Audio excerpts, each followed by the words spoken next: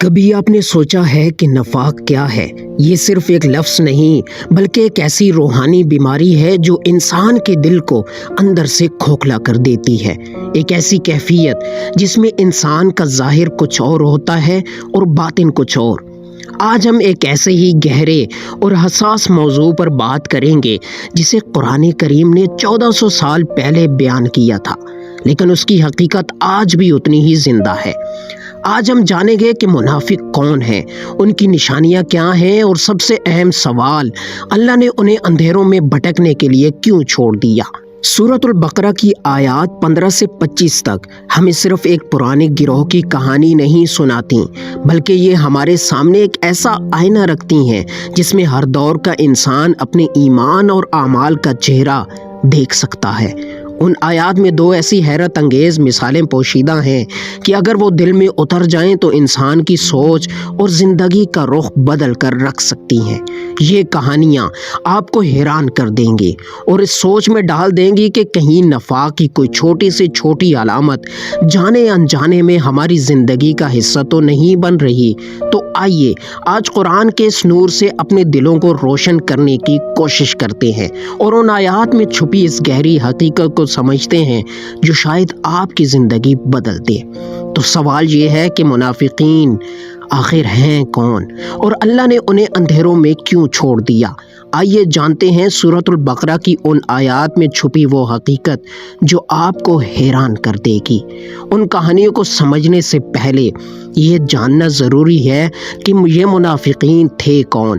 جب اللہ کے رسول صلی اللہ علیہ وسلم مکہ سے ہجرت کر کے مدینہ تشریف لائے تو وہاں 3 بڑے گروہ تھے۔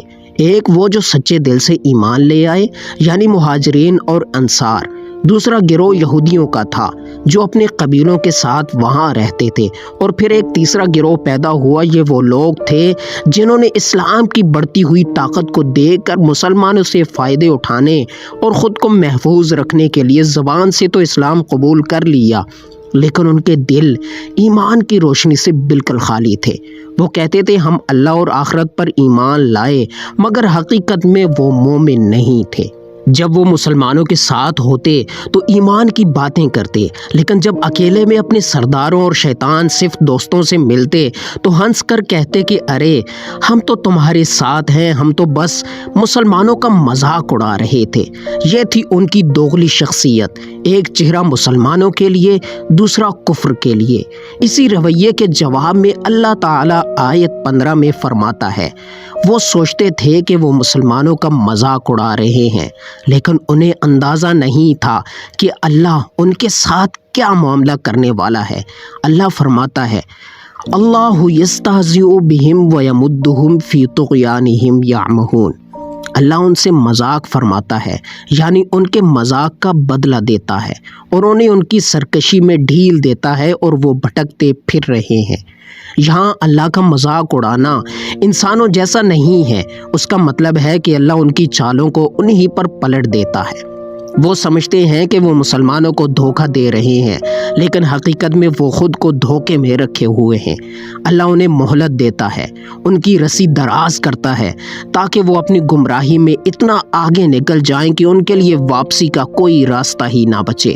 اور پھر اگلی آیت نمبر 16، اللہ ان کے سودے کو تاریخ کے سب سے ناکام تجارت قرار دیتا ہے اور فرماتا ہے، اولئک الذین اشتروا الضلالۃ بالہدی فما ربحت تجارتہم وما کانوا مہتدین۔ یہ وہ لوگ ہیں جنہوں نے ہدایت کے بدلے گمراہی خرید لی، تو نہ ان کی تجارت نے کوئی نفع دیا اور نہ ہی وہ ہدایت پا سکے۔ ذرا سوچئے، یہ کیسی عجیب تجارت ہے، جیسے کوئی شخص اپنے پاس موجود انمول ہیرا دے کر بدلے میں شیشے کا ایک بے قیمت ٹکڑا خرید لے۔ ہدایت وہ انمول ہیرا ہے اور گمراہی وہ بے وقت شیشہ۔ ان منافقین نے ہدایت جیسے لازوال دولت کو دنیا کے چند روزہ چھوٹے چھوٹے فائدوں کے لیے بیچ دیا۔ انہوں نے سوچا وہ بہت چالاک ہیں، دونوں طرف سے فائدے میں ہیں، لیکن اللہ نے واضح کر دیا کہ یہ تاریخ کا سب سے بڑا خسارے کا سودا تھا، جس میں نہ منافع ملا اور نہ ہی منزل ملی۔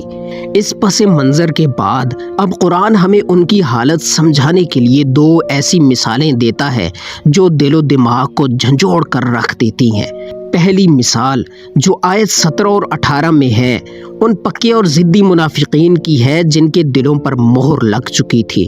اللہ تعالیٰ فرماتا ہے مثلہم کمثل الذی استوقد نارا فلما اضاءت ما حولہ ذہب اللہ بنورہم وترکہم فی ظلمات لا یبصرون۔ ان کی مثال اس شخص کی طرح ہے جس نے اندھیرے میں آگ جلائی، پھر جب آگ نے اس کے آس پاس کو روشن کر دیا تو اللہ ان کا نور لے گیا اور انہیں ایسے اندھیروں میں چھوڑ دیا کہ وہ کچھ نہیں دیکھ سکتے۔ ایک لمحے کے لیے اس منظر کو تصور میں لائیں۔ ایک گھپ اندھیری رات ہے، شاید کسی صحرا میں اتنی تاریک کہ اپنا ہاتھ بھی نظر نہ آئے۔ ایک شخص راستہ بھٹک چکا ہے، اسے نہیں معلوم کہ کدھر جانا ہے، کہاں راستہ ہے اور کہاں کھائی۔ ہر طرف خوف اور وحشت ہے۔ اس مایوسی میں وہ شخص ہمت کر کے لکڑیاں جمع کرتا ہے اور آگ جلاتا ہے۔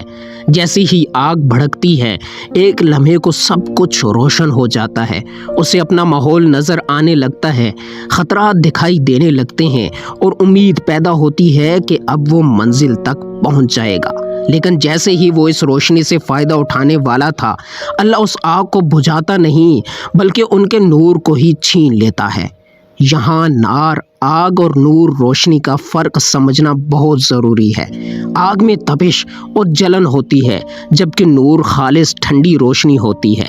انہوں نے اسلام کی آگ تو جلائی تھی، یعنی کلمہ پڑھ کر ظاہری طور پر اسلام میں تو داخل ہو گئے تھے، لیکن اس سے جو ہدایت کا ٹھنڈا اور پرسکون نور ملنا تھا اللہ نے وہ ان سے چھین لیا۔ کیوں؟ کیونکہ ان کے دل اس نور کو قبول کرنے کے لیے تیار ہی نہیں تھے۔ اب ان کی حالت پہلے سے بھی بدتر ہو گئی۔ پہلے وہ صرف بیرونی اندھیرے میں تھے، اب ان کے اندر کا نور بھی چھن چکا ہے۔ وہ ظلمات میں ہیں، یعنی ایک نہیں کئی اندھیرے، کفر کا اندھیرا، نفاق کا اندھیرا، شک کا اندھیرا، حسد کا اندھیرا۔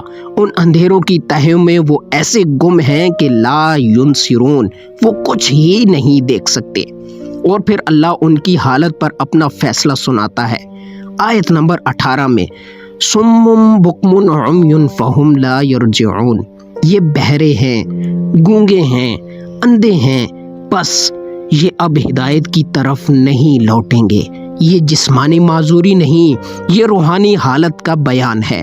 سمن، وہ حق بات سننے کے لیے بہرے ہیں۔ قرآن اور نبی صلی اللہ علیہ وسلم کی نصیحتیں ان کے کانوں پر پڑتی ہیں مگر دل پر اثر نہیں کرتی۔ بکمن، وہ حق بولنے سے گونگے ہیں، ان کی زبانیں غیبت اور سازش کے لیے تو خوب چلتی ہیں لیکن حق کی گواہی کے وقت چپ ہو جاتی ہیں۔ عمیون، وہ حق دیکھنے سے اندھے ہیں، کائنات میں پھیلی اللہ کی نشانیاں اور قرآن کے معجزات انہیں نظر نہیں آتے، اور نتیجہ فہم لا یرجعون، پس وہ اب واپس نہیں لوٹیں گے۔ انہوں نے جان بوجھ کر حق سے منہ پھیرا تو اللہ نے بھی ان سے ہدایت کی توفیق چھین لی اور انہیں ان کی پیدا کی ہوئی تاریکیوں میں ہمیشہ کے لیے بھٹکنے کے لیے چھوڑ دیا۔ یہ ایک انتہائی خوفناک انجام ہے۔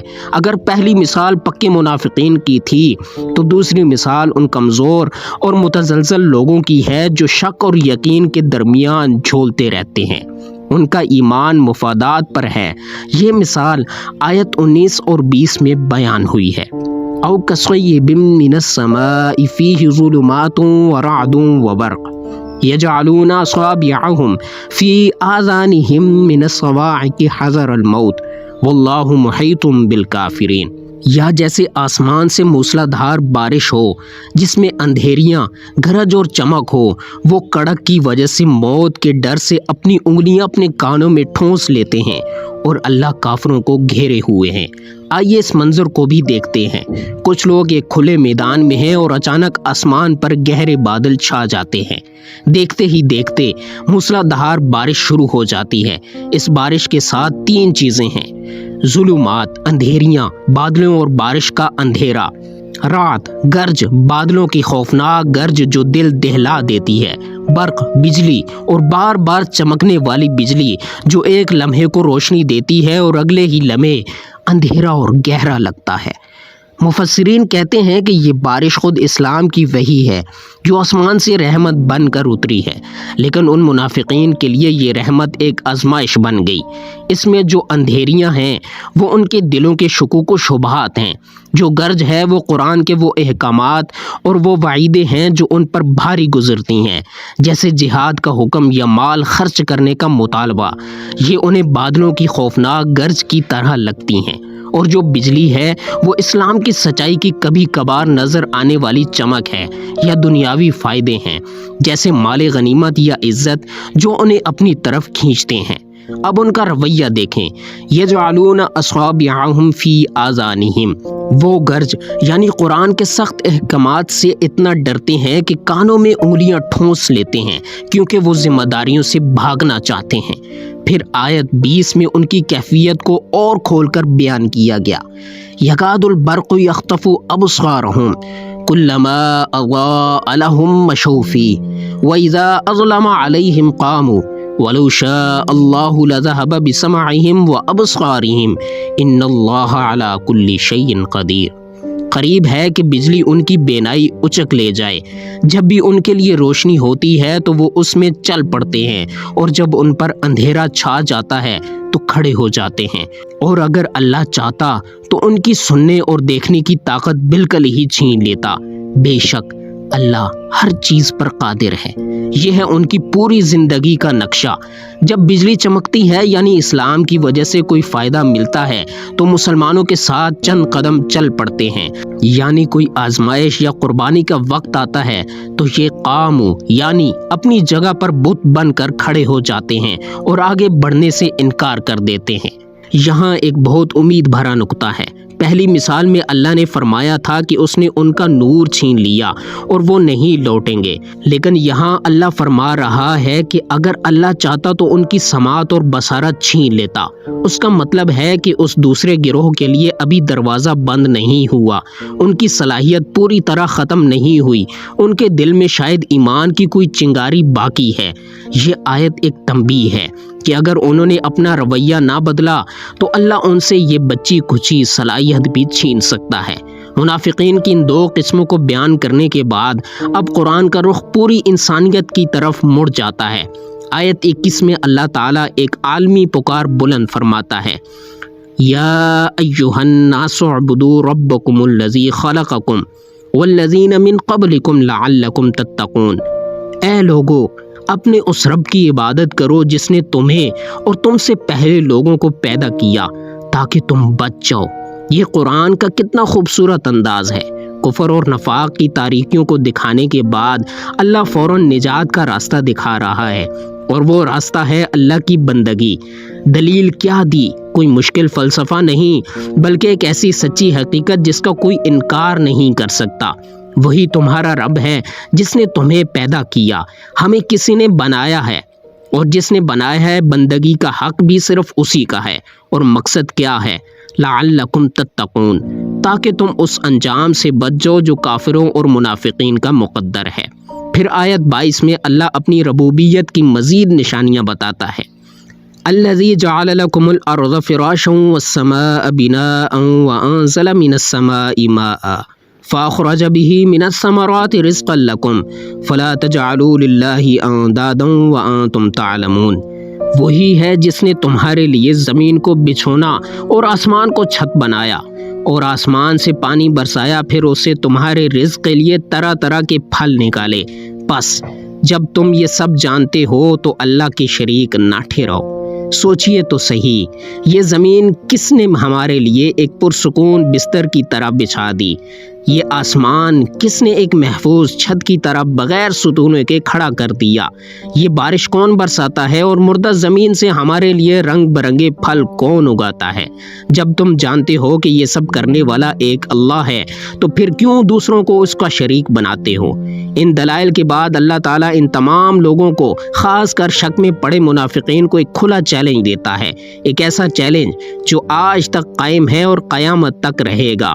فرمایا وَإِن كُنتُمْ فِي رَيْبٍ مِّمَّا نَزَّلْنَا عَلَىٰ عَبْدِنَا فَأْتُوا بِسُورَةٍ مِّن مِّثْلِهِ وَادْعُوا شُهَدَاءَكُم مِّن دُونِ اللَّهِ إِن كُنتُمْ صَادِقِينَ فَإِن لَّمْ تَفْعَلُوا وَلَن تَفْعَلُوا فَاتَّقُوا النَّارَ الَّتِي وَقُودُهَا النَّاسُ وَالْحِجَارَةُ أُعِدَّتْ لِلْكَافِرِينَ۔ اور اگر تم اس کتاب کے بارے میں شک میں ہو جو ہم نے اپنے بندے محمد صلی اللہ علیہ وسلم پر اتاری ہے تو اس جیسی ایک صورت ہی بنا لو اور اللہ کے سوا اپنے تمام مددگاروں کو بلا لو اگر تم سچے ہو۔ پھر اگر تم ایسا نہ کر سکے اور تم ہرگز نہیں کر سکو گے تو اس آگ سے ڈرو جس کا ایندھن انسان اور پتھر ہیں جو کافروں کے لیے تیار کی گئی ہے۔ یہ قرآن کا معجزہ ہے۔ اللہ چیلنج دے رہا ہے کہ اگر یہ انسان کا کلام لگتا ہے تو تم سب مل کر اس جیسی صرف ایک چھوٹی سی صورت بنا کر دکھا دو۔ تاریخ گواہ ہے کہ کوئی یہ نہ کر سکا، اور پھر اللہ نے خود ہی اعلان کر دیا وَلَن تَفْعَلُوا، اور تم ہرگز ایسا نہیں کر سکو گے۔ یہ پیشن گوئی آج 1400 سال بعد بھی سچ ہے، اور جو پھر بھی انکار کرے اس کے لیے اس آگ کی وعید ہے جس کا ایندھن لکڑی نہیں بلکہ خود انسان اور پتھر ہوں گے۔ میرے عزیز بھائیوں اور بہنوں، آج ہم نے سورۃ البقرہ کی ان گہری آیات کو سمجھنے کی کوشش کی۔ ہم نے دو کہانیاں سنی، ایک اس شخص کی جس سے اس کا نور ہی چھین لیا گیا اور وہ ہمیشہ کے لیے اندھیروں میں کھو گیا۔ یہ ان لوگوں کی مثال ہے جو حق کو پہچان کر بھی تکبر کی وجہ سے ٹھکرا دیتے ہیں، اور دوسری کہانی ان لوگوں کی جو ایک خوفناک طوفان میں پھنسے ہیں۔ جب فائدہ نظر آتا ہے تو چل پڑتے ہیں، لیکن جب آزمائش آتی ہے تو کھڑے ہو جاتے ہیں۔ یہ ان لوگوں کی مثال ہے جن کا ایمان کمزور اور مفاد پرستی پر مبنی ہے۔ یہ کہانیاں صرف تاریخ کا حصہ نہیں، یہ ایک آئینہ ہے جس میں ہمیں خود کو دیکھنا ہے۔ کیا ہم بھی کبھی طوفان میں پھنسے ان لوگوں کی طرح تو نہیں کرتے؟ جب زندگی میں آسانیاں ہوں تو ہم بڑے دیندار بن جاتے ہیں، لیکن جب کوئی مشکل، کوئی قربانی یا قرآن کا کوئی حکم ہماری خواہش پر چوٹ کرتا ہے تو کیا ہم بھی اپنی جگہ پر کھڑے تو نہیں ہو جاتے؟ ہمیں اپنے دل کا جائزہ لیتے رہنا چاہیے۔ کہیں ہمارا ایمان صرف بجلی کی چمک پر تو نہیں چل رہا؟ کہیں ہم نے ہدایت کے بدلے دنیا کا گھاٹے والا سودا تو نہیں کر لیا؟ لیکن قرآن صرف ڈراتا نہیں، وہ امید کا دامن کبھی نہیں چھوڑتا۔ ان تمام باتوں کے فوراً بعد آیت 25 میں اللہ ان لوگوں کو بشارت دیتا ہے جو سچے دل سے ایمان لائے اور نیک عمل کیے۔ وَبَشِّرِ الَّذِينَ آمَنُوا وَعَمِلُوا الصَّالِحَاتِ أَنَّ لَهُمْ جَنَّاتٍ تَجْرِي مِن تَحْتِهَا الْأَنْهَارُ، اور خوشخبری دے دیجئے ان لوگوں کو جو ایمان لائے اور نیک عمل کرتے رہے کہ ان کے لیے ایسے باغات ہیں جن کے نیچے نہریں بہتی ہیں۔ یہی ہے اصل کامیابی، یہی ہے نفع کی تجارت، ایمان اور عمل صالح۔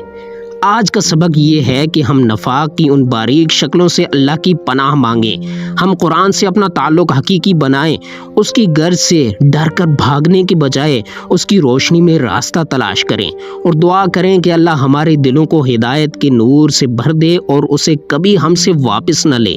آمین یا رب العالمین۔ اگر اس گفتگو سے آپ کے دل کو کوئی بات چھو گئی ہو اور آپ چاہتے ہیں کہ قرآن کا یہ پیغام مزید لوگوں تک پہنچے تو اسے لائک کریں اور اپنے پیاروں کے ساتھ ضرور شیئر کریں۔ مزید ایسی ہی قرآنی کہانیوں اور ان میں چھپے اسباق کو سمجھنے کے لیے ہمارے چینل کو سبسکرائب کریں۔ جزاکم اللہ خیرا۔